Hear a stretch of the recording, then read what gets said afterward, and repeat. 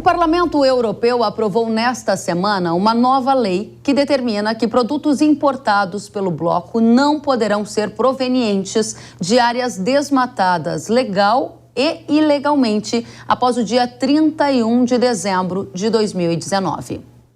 A proposta, que está vinculada ao Acordo Verde Europeu, inclui commodities agrícolas importantes para o Brasil, como soja, café e cacau, além também de produtos agropecuários como a carne bovina. E a expectativa é de que essa lista de produtos seja expandida para milho e também carne suína, por exemplo. Para garantir que esses itens não tenham como origem áreas desmatadas, a União Europeia exige que os países exportadores façam um monitoramento via satélite com coordenadas geográficas e auditoria nas lavouras. Haverá também uma espécie de classificação dos países, que seriam avaliados como risco baixo, médio ou alto para desmatamento. Com a aprovação dessa lei no Parlamento Europeu, nesta semana, agora os países membros do bloco vão discutir a proposta. Em nota, o governo brasileiro definiu a medida como unilateral e discriminatória e em prejuízo aos países em desenvolvimento e diz que confia que a iniciativa não viole as regras criadas pela Organização Mundial do Comércio. O Itamaraty informou que acompanha o tema e que transmitiu preocupação à Comissão Europeia e que está aberto ao diálogo. Para repercutir este tema, vamos então apresentar os convidados do Hora H do Agro desta semana. André Nassar, presidente da Associação Brasileira das Indústrias de Óleos Vegetais, a ABIOV. Seja muito bem-vindo, Nassar. Oi, obrigado, Kelly.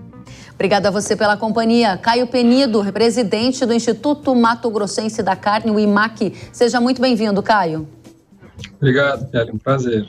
Da mesma forma. André, eu começo a primeira rodada do nosso painel perguntando para você o que acontecerá a partir de agora, quais são os efeitos práticos desse novo passo no chamado Green Deal lá na Europa. Eu lembro que você esteve conosco aqui na Jovem Pan há alguns meses, alertou para a possibilidade de confirmação da aprovação no parlamento e que agora vira então uma lei que proíbe a importação de produtos provenientes de áreas de desmatamento legal e ilegal. Explica para a nossa audiência do agro ou não do agro o que isso significa e quais efeitos são esperados. Uma coisa importante, Kelly, você já falou, né? Essa é a versão do parlamento. Então, agora tem uma versão do parlamento, uma versão da comissão e um relatório do conselho, né? Que são os países membros. Eles têm que se entender para ter a versão final que vai ser finalmente publicada e eles querem se entender até a COP, para anunciar na COP, tá? Tem algumas dúvidas, porque assim, a versão do parlamento piorou bastante para nós. Talvez a gente pudesse falar daqui a pouco sobre quais foram essas pioras. E vamos ver se essas pioras, vamos dizer assim, vão ser mantidas nesse debate final. Piorou bastante para nós, vamos entender já no começo. O que significa isso? Piorou bastante para nós brasileiros, exportadores de commodities agrícolas e de carne, que tipo de efeito prático esse texto que foi aprovado no parlamento gerou na sua avaliação? Então, primeiro, antes eles estavam usando o conceito de desmatamento, agora eles estão usando o conceito de desmatamento mais conversão, ou seja, não é só vegetação de floresta que vai entrar, entra também vegetações não florestais, que depois eles definem lá como wooded land. Esse wooded land, em inglês, que eu não sei em português como traduzir isso, cobre 90% do cerrado. Então, nós temos toda a área florestal, Amazônia, Mata Atlântica, não pode ter desmatamento e praticamente 90% do cerrado. Então, essa é a primeira expansão que eles fizeram. A segunda, eles falaram no parlamento que frango, porco e frangos suínos e caprino tem que entrar, além de milho e borracha. Então, ampliaram o grupo, o conjunto de produtos. Tá? Então, essas são as principais pioras, vamos falar assim. Muito bem, André. Eu agora, na sequência, eu passo para você, Caio. Eu ainda preciso explorar esses elementos com você, André, porque para nossa audiência, que muitas vezes está em grandes centros urbanos, tem pouco contato com essas nuances e até detalhes que fazem parte da produção de alimentos. Quando se ouve desmatamento, geralmente há uma associação de que a medida é acertada, ou seja, nada que venha de desmatamento. Só que você disse que a União Europeia não quer produtos vindos de áreas de desmatamento e conversão. Quer dizer que toda a área que hoje produz alimento, em algum momento na história, ela foi uma floresta que foi convertida em lavoura. Explica para o povo que nos ouve, para mim, para todos, qual é o ponto dessa questão aí? Nada vai poder mais ser transformado em área de produção de alimentos? Seria uma moratória para o Cerrado, inclusive? Assim, poder transformar pode, mas a área transformada depois de 31 de dezembro de 2019, que você já falou, né? O produto que for produzido nessa área no Cerrado não vai poder ser exportado para a Europa. Então, o exportador vai ter que separar isso. Ele vai ter que, porque os exportadores vão continuar comprando produtos de áreas convertidas, né? Sobretudo no Cerrado, porque na Amazônia é outra discussão, né? Na parte florestal, mas no Cerrado vai continuar comprando. Só que o exportador não vai poder exportar esse produto para a Europa, ele vai para outros mercados. Para a Europa não pode ter desmatamento nem da Amazônia nem de Cerrado, praticamente de bioma nenhum. Eles não aceitam mais nenhum tipo de desmatamento, nenhum tipo de conversão de vegetação nativa. Ou seja, só vai para a Europa commodity agrícola que foi transformada em uma área, né, foi convertida a área que antes era de vegetação para a área de lavoura antes de dezembro de 2019. Estas áreas têm o sinal verde para enviar produtos para a Europa, correto, André? Isso, e o exportador, as empresas da Biov, por exemplo, no caso da soja, vão ter que comprovar isso, né? Que é o que você falou, a gente vai precisar ter a coordenada geográfica da propriedade ou dos talhões de produção, e tudo isso tem que estar documentado e comprovado no navio que vai levar a carga para a Europa. Muito obrigada, André. Caio, agora venho para a discussão com você, que está aqui representando o setor de proteínas animais, né? Mas especialmente aqui o setor de carne bovina. Conta para a gente como que vocês receberam essa informação, até porque vocês estavam em tratativas com a Europa para entender eventuais desdobramentos desse acordo verde, não é? Como isso afeta o pecuarista brasileiro? Quais são as suas análises? Olha, a gente na COP, a gente já teve essa notícia de que essa legislação estava para sair. Então, a gente contratou um escritório de advocacia europeu, alemão, que nos auxiliou. Em junho, nós fomos para Bruxelas ter um debate aí com alguns países e com a Comissão Europeia. O que a gente falou? A gente falou, não, entendemos, né, a questão climática, essa preocupação europeia, mas precisamos, né, reconhecer que o Brasil é a maior biodiversidade do planeta, com mais de 66% do território destinado à conservação, temos um código florestal, né? Estamos tentando ter uma produção sustentável com essas medidas, né? Uma produção que garante conservação dentro das propriedades, né? Metade desses 66%, quer dizer, 33% do território brasileiro é biodiversidade dentro das propriedades rurais, né? Que é uma conservação garantida pela nossa legislação. Então, a gente vê nessa legislação europeia uma sobreposição com a legislação brasileira, um desrespeito, um boicote à legislação brasileira. Então, um país amigo, um país parceiro como o Brasil, que além de ter toda essa biodiversidade, tem um clima tropical, que pode ter uma produção de baixo carbono, fontes de energias limpas, né, deveria ser tratado com um pouco mais de respeito, com um pouco mais de humildade do lado da Europa. Então, acho que eles teriam que ter um diálogo mais... reconhecendo um pouco o Brasil, né? Reconhecendo os erros europeus, né? Que foram os primeiros aí a se desenvolverem nas indústrias. Então, a Revolução Industrial enriqueceram, né? Emitindo gás de efeito estufa, colonizaram a América, né? Propondo esse modelo de desenvolvimento insustentável que nós estamos tentando reverter no Brasil, né? Com o Código Florestal. E a gente precisa de cooperação, não de boicote. Então, o papo foi muito em cima dessa questão ambiental, que tem que ser estimulada através de premiação dessa produção que conserva, e o excedente do Código Florestal, que o produtor tem direito legal de desmatar, tem que ser estimulado a reduzir esse desmatamento através de pagamento de serviços ambientais, de mercado de carbono. Caio, na parte ambiental, o papo foi esse. É interessante, do ponto de vista ambiental que você coloca, né? Existem uma série de boas práticas sendo adotadas, uma série de lições de casa sendo feitas para aprimorar aquilo que ainda precisa ser aprimorado aqui no Brasil. O meu ponto para você, que está aqui representando o setor de proteína e que o público de casa quer saber, é o que muda para o pecuarista brasileiro a partir dessa lei aprovada no Congresso Europeu? Olha, o grande risco na pecuária, hoje, temos 420 fazendas habilitadas aí a exportarem para a Europa, né?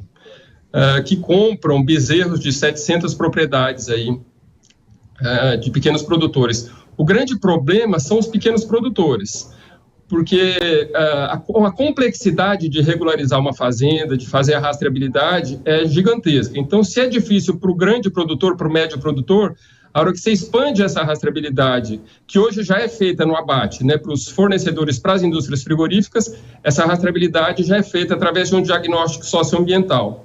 Agora, quando a gente expande isso para o pequeno produtor de bezerro, muitas vezes em assentamentos que estão embargados, o lote está embargado, o assentamento está embargado, então gera um problema de fornecimento de bezerro e gera um risco de exclusão. Se excluir esse pequeno produtor da cadeia, ele vai ficar à margem da lei, então corre um risco de ter um efeito colateral negativo de aumentar desmatamento, uma vez que esse pequeno produtor vai falar, não tenho mais fonte de renda, não estou vinculado a um terminador que está me obrigando a cumprir a legislação, então eu vou desmatar tudo e vou tentar ganhar dinheiro com outras fontes fora da cadeia da legalidade. Então, o grande risco, eu acho que é o risco de exclusão de pequeno produtor e aumento de desmatamento. Obrigada, Caio. André, volto para você, porque tanto o Caio quanto o André já trouxeram para a gente alguns efeitos práticos dessa lei na Europa que impacta no Brasil. E para a nossa audiência tem que ficar muito claro um aspecto, gente.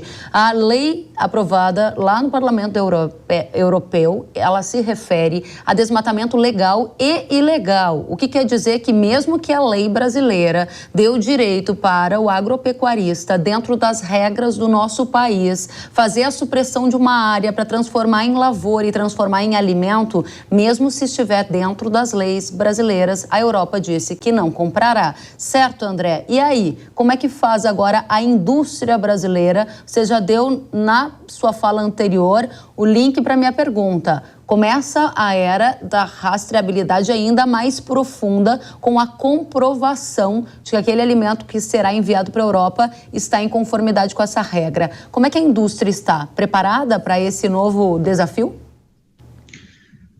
A nossa indústria, né, a indústria da soja, né, que compra a soja, exporta o processo e vende o processado, ela, na verdade, várias das nossas empresas já têm ferramentas para fazer esse controle da origem, né, que a gente chama de origem verificada. Você verifica de qual fazenda aquela soja veio, né? Ou as empresas têm essas ferramentas, ou parte do trabalho é feito setorialmente pela própria Biov, porque a gente produz muitos dados que as empresas vão usar depois. Por exemplo, a gente faz um mapa de soja justamente para as empresas poderem verificar as propriedades, né? O difícil que eu vejo, Kellen, não é tanto conhecer a origem, o difícil é você garantir essa segregação no fluxo, porque o que acontece? Eu vou conhecer a origem, só que essa soja vai para um armazém, do armazém ele vai para uma ferrovia, ou ele vai para um caminhão, que depois vai para uma ferrovia, vai para o porto. Então, essa soja verificada, que você conhece a fazenda de onde ela veio, o navio que vai ser carregado para a Europa, ele só pode ter soja verificada, não pode acontecer de ter nenhum caminhão chegando que entrou no armazém no porto que não foi verificado. Então, tem o desafio que é parecido, né, da soja com o boi, é parecido assim no conceito, né, que você tem muitos originadores locais, são cooperativas, armazéns, revendas locais que compram a soja. Se essas empresas não fizerem a verificação da soja, a soja comprada deles pelas exportadoras não vai poder ir para a Europa. Então, quem fornece para as exportadoras também vai ter que fazer a rastreabilidade. E mesmo que que uma exportadora faça tudo com a sua própria soja, com a soja que ela comprou diretamente do produtor, ela vai ter que segregar essa soja. Por quê? Porque se houver desmatamento numa determinada fazenda, né, que vende para as nossas empresas, essa soja não pode ser misturada com as outras na hora de exportar para a Europa. Então, vai mexer nos fluxos logísticos, isso vai gerar custos maiores na logística. Eu não sei te responder se todo mundo vai conseguir comprar, tá, Kelly? Vai conseguir atender. Eu acho que algumas empresas vão conseguir atender, outras empresas vão começar a originar a soja de regiões onde não tem desmatamento, vai ter uma readequação do mercado, com certeza no sentido de piorar a eficiência da logística e aumentar custo para o europeu. Isso aí é certeza, vai aumentar custo para o europeu. Esses são 2 pontos que eu preciso ainda abordar com você, André. Você me deu a oportunidade aqui de fazer uma pergunta na sequência, que com certeza vai aumentar o custo para o europeu. A gente tem um contexto que é um contexto altamente desafiador na Europa, com problemas de energia, com problemas de seca, e agora fica então aprovada uma regra muito rígida no sentido de quais alimentos podem entrar na Europa. E você acabou de dizer que para garantir todas essas regras que foram aprovadas, isso vai ter uma elevação no custo. Você tem ideia da ordem de quanto vai aumentar esse custo? E o segundo ponto que eu gostaria de abordar com você, qual é a importância da Europa para a cadeia de soja? Porque alguns clientes podem, de repente, decidir que não vale a pena o custo de fluxos de rastreabilidade e fazer a sua venda para outros clientes e abandonando aos poucos o mercado europeu, que tem altas exigências? 2 em 1 para você. Começando pela segunda, tem várias empresas aqui, exportadoras, que estão na Europa. Elas têm capacidade de processamento lá, então elas vão continuar comprando a soja, concorda? Para atender a sua própria indústria lá. O mercado europeu hoje, se você colocar farelo, soja, tudo junto, dá ao redor de 8%.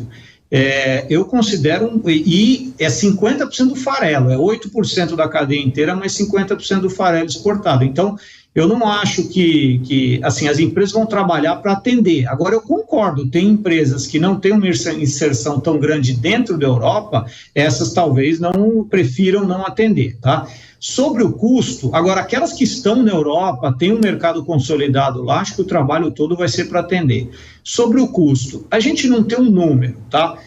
Até acho que vale a pena mencionar, teve trabalho de uma ONG aí falando que o custo é no máximo os $3 por tonelada, não é $3. Assim, nós já conversamos com as nossas empresas, nós estamos falando de algo entre $30 e $40 por tonelada, que é quase o prêmio que a soja brasileira recebe, que é quase o prêmio que a Europa paga hoje para sair soja pelo norte, tá? Porque a Europa gosta de comprar soja pelos portos do norte, que é onde tem mais risco de desmatamento, vamos dizer assim, né? Onde há ainda expansão de soja com conversão. Então, assim, quase como se a Europa tivesse que pagar 2 vezes o prêmio que ela paga hoje. Para mim, é muito alto isso, porque ela vai pagar um prêmio muito mais alto pela nossa soja. Interessante para a nossa audiência prestar atenção. A Biov está fazendo um cálculo aqui, aproximadamente $30 por tonelada a mais seria o custo para cumprir todas as novas regras propostas agora pela Europa. E aí, próxima rodada, André, eu vou abordar esse tema com você. O André falou que boa parte dessa soja sai do norte e é lá que tem a fronteira agrícola ainda para abrir áreas, ou seja, fazer a conversão de parte de vegetação para a lavoura para produzir alimento. E esse é um ponto muito importante para a gente abordar na próxima rodada. André, volto com você já. Caio, eu gostaria de fazer a mesma questão que fiz para o André, agora olhando do ponto de vista de carnes. Qual é a importância da Europa para o mercado de carne bovina do Brasil? A gente tem 2 frentes de diálogo internacional pelo IMAC. Segurança alimentar, a Ásia, a China, que a China é muito preocupada se a gente vai conseguir garantir fornecimento de alimentos, de carne, se a gente consegue aumentar a produção.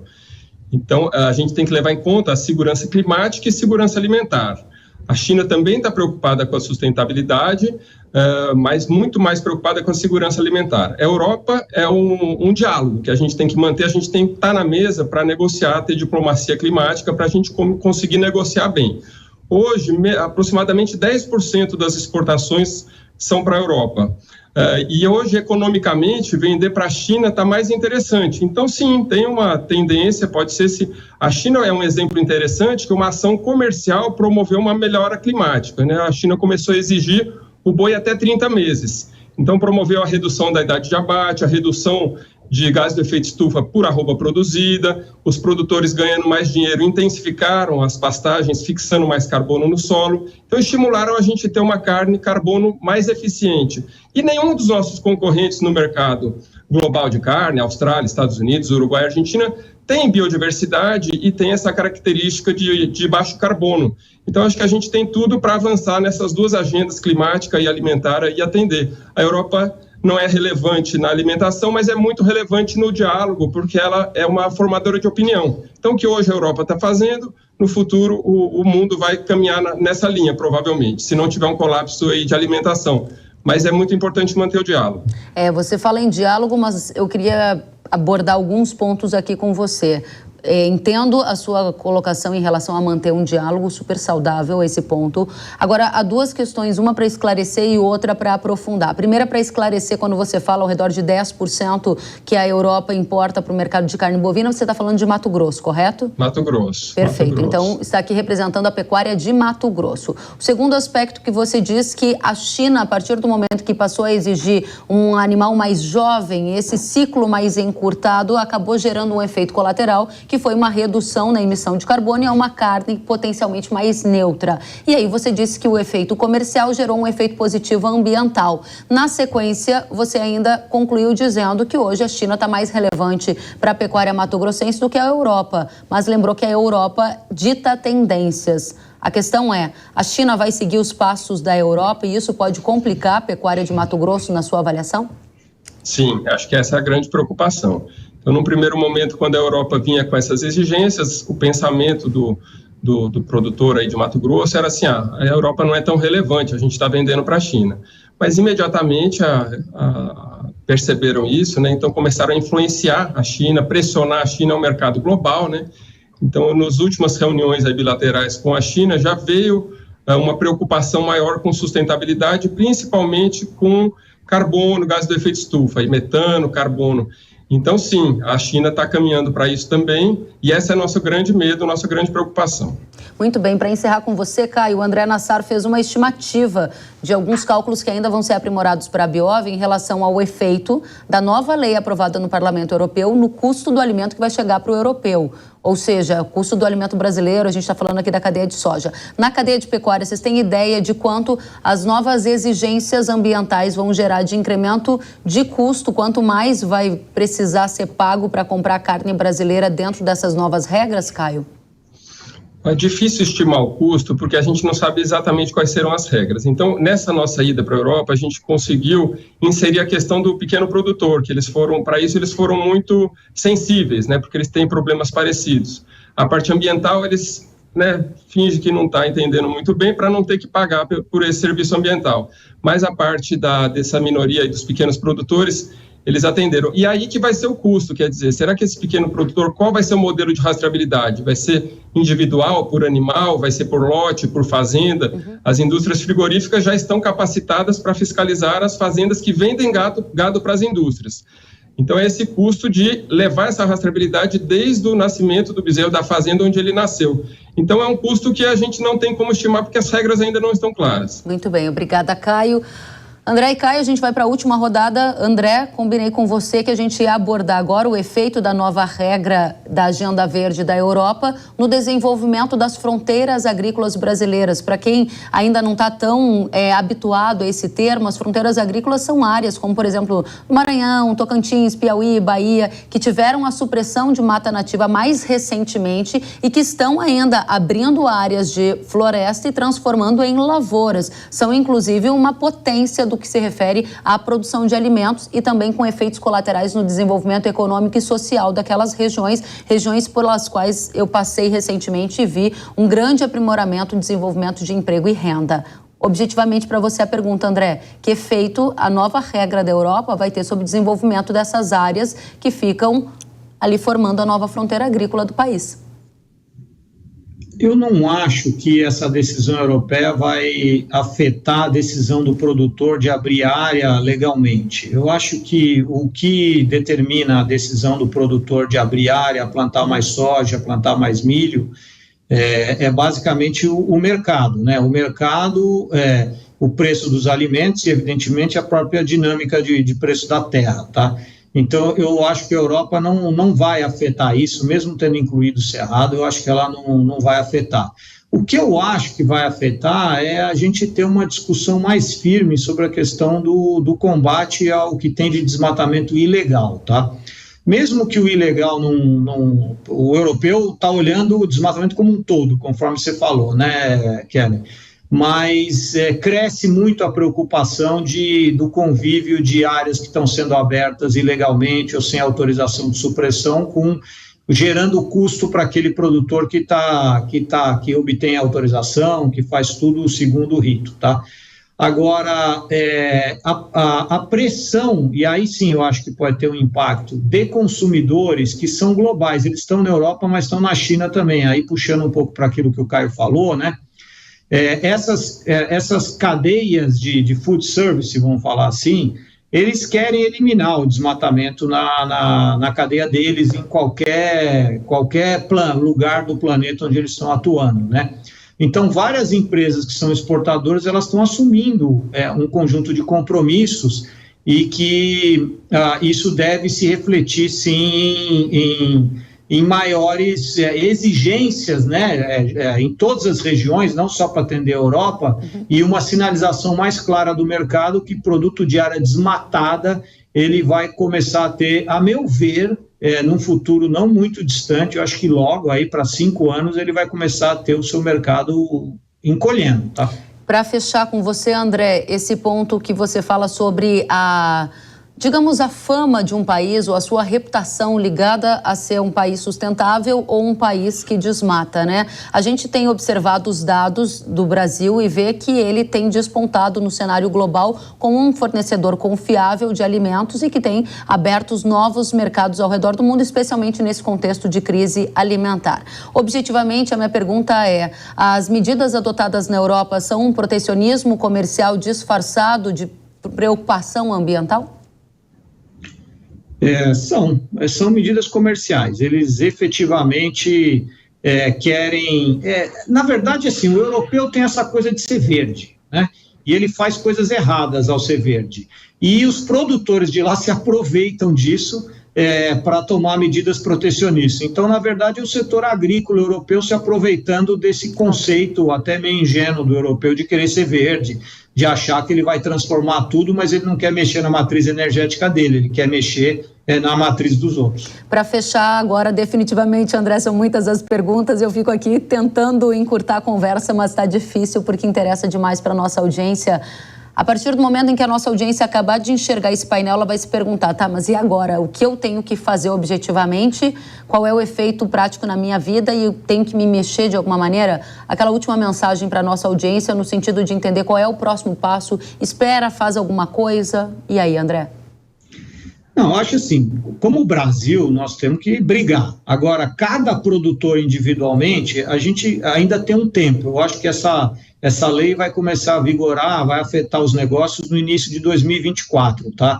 Então, nós temos aí 2023, vamos esperar publicar tudo, que ainda tem umas etapas, né, conforme a gente já falou, e a gente vai começar, pelo menos aqui na Biova, a entender o impacto disso do lado do produtor também e começar a conversar com os produtores sobre como é que a gente vai resolver isso e se há interesse, né, de alguma forma se adequar àquilo que o europeu quer ou não, né? Tá Eu certo. Acho que aí nós vamos entender qual é o apetite do lado dos produtores em atender essa legislação. André Nassar, muito obrigada. Caio Penido, para você que faz a nossa audiência a partir de agora, a partir dessas informações, que tipo de efeitos ainda são considerados para a pecuária, principalmente em relação à parte reputacional, já que a pecuária também é alvo de vários ataques, né?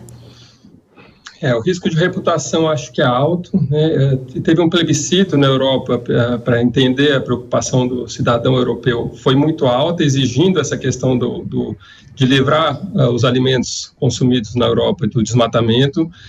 Então, essa lei vem resolver o problema da culpa do europeu de consumir carne de desmatamento. Mas para resolver o problema na ponta, num país como o Brasil, com todas essas características, a gente precisa de cooperação, de parceria verdadeira. Eu acho que tem que ajudar a gente nessa implementação do Código Florestal, dar prazos. Agora vão ter outras rodadas onde a gente vai ter prazos, né? Esse risco de exclusão. E acho que tem que premiar quem entregar esse produto, não boicotar, né, quem não entrega, porque isso prejudica muito a reputação e a gente sofre com essa polarização da reputação, que a gente é a maior biodiversidade do planeta, Código Florestal. Comparando com os outros países, a gente é muito melhor. Temos muito que melhorar também, sim, mas somos melhores que os outros. Então, esse conflito polariza, eu acho que a Europa deveria olhar a gente como um super parceiro e dialogar e a gente achar soluções e prazos que dê para todo mundo se adequar a esse novo mercado. Talvez a crise alimentar traga alguma reflexão nesse sentido, né, Caio? Porque há muitos desafios no mundo para a gente continuar acompanhando. Quero agradecer a vocês, primeiramente André Nassar, presidente da Associação Brasileira das Indústrias de Óleos Vegetais, ABIOV. Volte sempre, foi uma satisfação recebê-lo, André. Obrigado, Kellen. Prazer estar contigo e com o Caio. Muito obrigada a você e ao Caio Penido, presidente do Instituto Mato Grossense da Carne, o IMAC. Caio, da mesma forma, foi uma satisfação ouvi-lo. Volte sempre. Obrigado, Kellen, André, foi um prazer. Até a próxima, gente.